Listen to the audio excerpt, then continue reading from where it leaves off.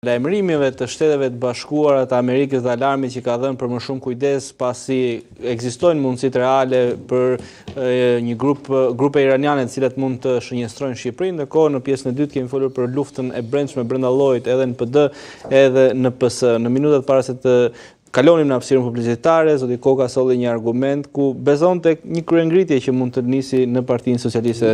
Shiko, ti jam sinqert, nuk është se besoj. Them te Haçaniku do të. Po, tamam. Ju zoti Reze, vetëm një sjarim, nuk është se besoj. Mendoj që ka dy mënyra, ose të duhet shkohet drejt saj dhe shpesh gjithë simptomet që kanë parë, sidomos të sjellin zoti Rama. Mund të shkojnë drejt saj.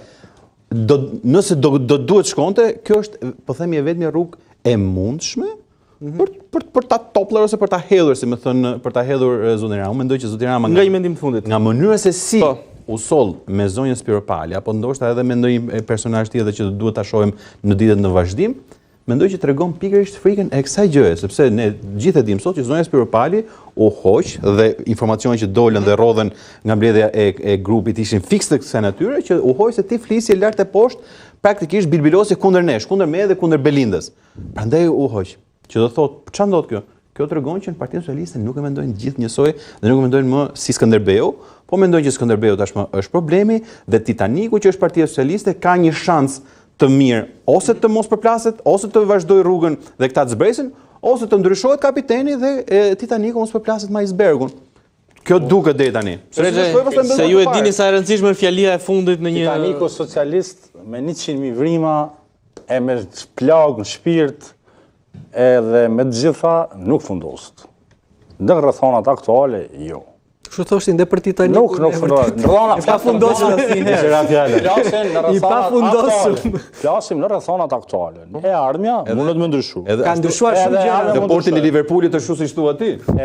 Pse kjo nuk do të ndodhë këtu? Sepse janë shumë arsye. E para, unë nuk besoj që brenda Partisë Socialiste ka asos burra e gra të guximshëm që mund të organizojnë një lëvizje paralele politike e cila e sfidon liderin. Ka shumë arsye që unë mendoj që kjo nuk do ndodhë, është një emision i tërë.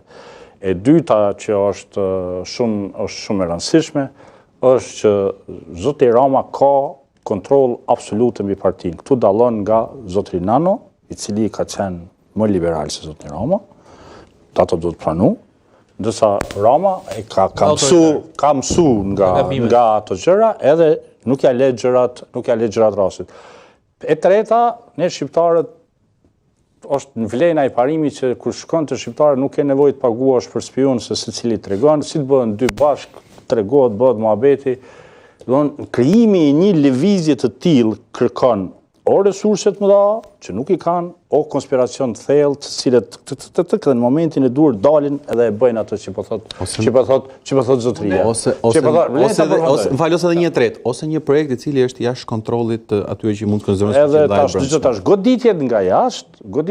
Dhe mendoje pak të që tretën që tash. Goditjet nga jashtë nuk mendoj që mundin me prodhu rezultat, pa u fut se çfarë mund të jetë ajo goditje, por një gjë duhet të thonë që Partia Socialiste e ka terrenin blanko për momentin edhe do vazhdoj kështu dhe për një kohë.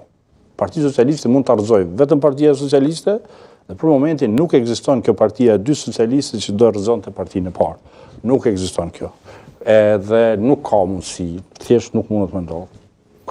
Për sa i përket fjalin më të shkurtër që mund. Zoti Rama është bërë paranojak, prandaj vërtet gërthet, sulmon, anatemon, madje edhe mediat kombëtare që çfarë bëjnë pasqyrojnë ngjarjet që ndodhin brenda APS-s, sepse ndjet në siklet edhe është e vërtet që këtu përmes forcës politike që ka akumuluar edhe për shkak të mënyrës se si menaxhon zgjedhjet, ka krijuar një kapak brenda APS-s dhe aty kanë shumë pak hapësirë manovrim. Mirë po, me krizën që ka futur SPAK në brenda qeverisë, që ajo është aty dhe do zgjidhet apo jo, do të shohim muajt në vijim, dhe me krizën që po sjell lufta në gjirin persik për sa i përket çmimeve, sepse është lufta tregtare. Mund të jetë një kombinacion që ne akoma nuk e njohim, sepse ajo akuza për korrupsion bëhet nga juridike morale, bëhet pastaj akuzë më praktike kur sheh që njerëzit kanë vështirësi ekonomike në jetën e tyre për shkak të çmimeve kështu me radhë. Mund të ketë një kombinacion perfekt bashkë me një turistnik që vjen nga jashtë dhe Gjermania ka qenë shumë e zëshme për këtë, që mund të prodhojë dhe një rokat të brendshme. brenda PS-s, prandaj dekapitimi i Spiropalit me po dekapitimi i Rama të vi një tjetër brenda PS-s? Në qoftë se qeverit subjen, ose zvendësohet kryeministri ose ka një përpjekje dhe në qoftë se SPAK-u ka të fortë që ne pretendojmë që ka, do të shohim kryetarët e partive në Shqipëri. Po në qoftë se pezullon SPAK-u, në qoftë se merret i pandehun nga SPAK-u, më duket sikur nuk është aq jashtë logjikës sepse janë gjëra që ne po shohim. Që thotë zoti Rexhaj. Gjumin e qetë Rama ta bëj, por problemi nuk është a bën gjumin e qetë zoti Rama, a bën gjumin e qetë shqiptarët që në raportet që ne shohim ndërkombëtare ikin, janë ndër më të varfër në Europë, edhe kanë probleme që politika e përditshme nuk i trajtojnë, ndoshta edhe ne gabojmë kur merremi më shumë me çfarë ka dash thot Spiropali sesa me faktin që domatet janë 350 lek, nafta 2000 ca lek dhe shqiptarët presin shkaktojnë edhe nga politika ato, kështu që janë patjetër. Zoti Gaba, falenderoj shumë. Zoti Koka, shumë faleminderit. I nderuar Luatros, shumë faleminderit. Kënaqësi si gjithmonë. Faleminderit. Zoti të nderuar shikues, jemi në fund programit. Bashkërisht do shihemi mbrëmjen e nesër. Me nga ora 13 natën e mirë dhe mirë të takofshim.